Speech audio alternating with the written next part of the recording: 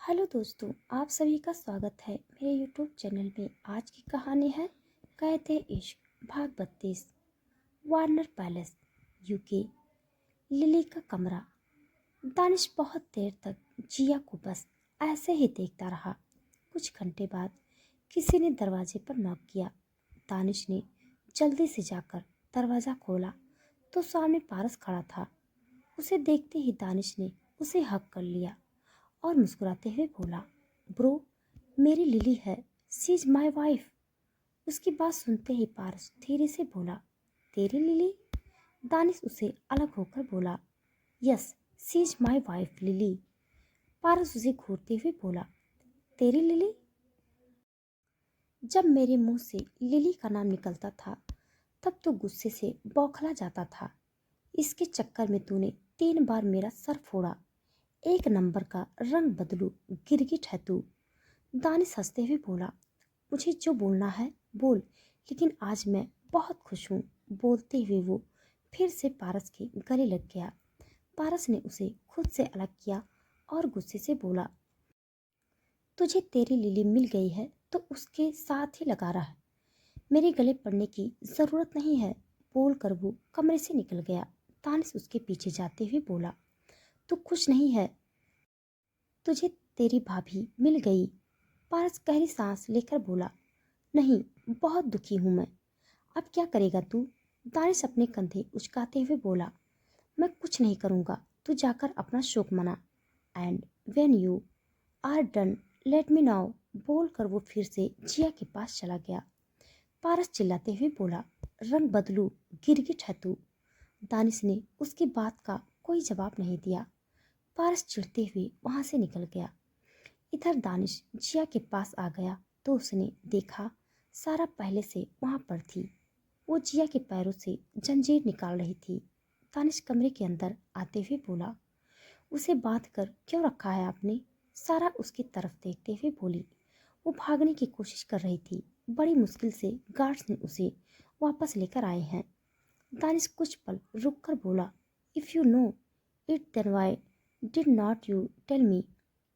ये सब करने से बेहतर होता कि आप सीधे मुझे बता देती। सारा जिया के पास बैठते हुए बोली, तुम मेरे कॉल का जवाब नहीं दे रहे थे तो कैसे बताती? मैंने सोचा मैं तुम्हें सरप्राइज देती हूँ, तुम खुश हो जाओगे। बोलते हुए वो जिया के सर पर हाथ फेरने लगी। दानिश हल्के से मुस्कुराते हुए बोला, आपने इसे एक्सेप्ट कर लिया? क्या बात है? सारा मुस्कुराते हुए बोली, मेरी बहू है, एक्सेप्ट क्यों नहीं करूँगी? मुझे इसके बारे में पता चला तब मैं बहुत खुश थी कि जिस लड़की के पीछे तुम पागल हो वही तुम्हारी बीवी है। चलो, देर से ही सही, मिल तो गई। अब मैं कल ही तुम दोनों की शादी करवा दूंगी।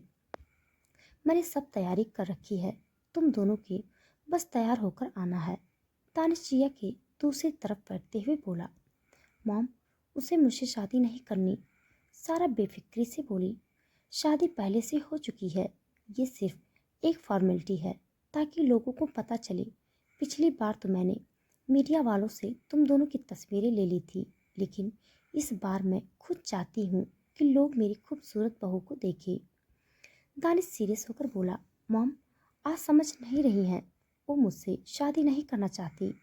सारा जल्दी से बोली, उसके चाहने न चाहने से मुझे कोई फर्क नहीं पड़ता।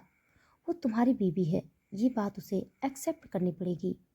दानिश कुछ पल रुक कर बोला, आप मुझे थोड़ा वक्त दीजिए, मुझे उससे बात करनी है। सारा उसकी तरफ देखते हुए बोली, ठीक है, 24 घंटे दे रही हूँ, जो करना है करो, लेकिन इसे शादी के लिए तैयार करो। मुझे लोगों के सामने कोई ड्रामा नहीं चाहिए। बोल कर वो वहाँ से निकल गई। दानिश की नज़रें जिया की तरफ चली गई और उसके होठों पर अनजाने में ही हल्की सी स्माइल आ गई। Warner palace, UK. रात का वक्त। सारा इस वक्त जिया के सामने बैठकर उसे अपने हाथों से खाना खिला रही थी। जिया चुपचाप खाना खा रही थी क्योंकि उसे तो पहले से ही सारा से डर लग रहा था। कुछ मिनट बाद जिया का खाना हो चुका था। समर बेड के सामने से सर झुकाकर खड़ी थी। तभी सारा उसकी तरफ देखते हुए बोली, तो मेरी बहू का बहुत अच्छे से ख्याल रखा है, तो मैं चाहती हूँ कि तुम उसकी बेबी सीटर बन जाओ, हमेशा उसके साथ रहो, उसका ख्याल रखो। उसकी बात सुनकर समर ने जल्दी से हाँ में सर हिला दिया। जिया धीरे से बोली, मुझे बेबी सीटर की ज़रूरत नहीं है। सारा मुस्कुराते हुए बोली, बेबी, तुम अभी इतनी बड़ी नहीं हुई हो कि खुद का काम खुद कर सको। समर तुम्हारे साथ रहेगी और तुम्हारे काम करेगी, समझ गई? उसकी बातों में एक वार्निंग थी जो जिया को अच्छे से समझ में आ रहा था। उसने जल्दी से हाँ में सर हिला दिया। सारा ने उसके फोरहेड पर किस किया और वहां से निकल गई। उसके जाते ही जिया गुस्से से बोली, हे भगवान, आपने मुझे कहाँ फंसा दिया। पहले तो ये औरत मुझे देखना भी पसंद नहीं करती थी और अब मुझे बहू बना रही है। मुझे नहीं बनना इसकी बहू। उसकी बात सुनते ही समर की हंसी आ गई। जिया उसकी तरफ देखते हुए बोली, आंटी, आपको मुझ पर हंसी आ रही है? समर मुस्कुराते हुए बोली, तुम इरिटेट क्यों हो रही हो? मैम तुमसे कितना प्यार करती हैं। जिया चिढ़ते हुए बोली, सीरियसली आप उनकी साइड ले रही हैं? लास्ट टाइम उन्होंने मेरे साथ क्या किया था आप भूल गई? समर सीरियस होकर बोली, तुम्हें अब तक समझ नहीं आया कि वो ऐसा क्यों कर रही हैं? जिया धीरे से बोली, मुझे नहीं पता। समर कुछ पल रुक कर बोली। तभी सारा फिर से एक बार कमरे के अंदर आ गई और समर को देखते हुए बोली, तुमने अभी तक ये सब हटाया नहीं? उसकी बात सुनते ही समर ने जल्दी से खाने की ट्रे उठा ली और कमरे से बाहर निकल गई। सारा ने जिया की तरफ देखा और प्यार से बोली, बेबी चुपचाप सो जाओ, अब कोई ड्रामा नहीं चाहिए मुझे। बोल कर वो वहाँ से जाने लगी। तभी जिया धीरे से बोली, मुझे मम्मा पापा के पास जाना है। उसकी बात सुनते ही सारा के कदम रुक गए।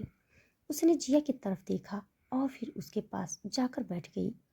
उसे इतने करीब देखकर जिया घबराते हुए पीछे खिसक गई। सारा मुस्कुराते हुए बोली, तुम्हें इतना डर लगता है तो मुंह बंद रखना चाहिए।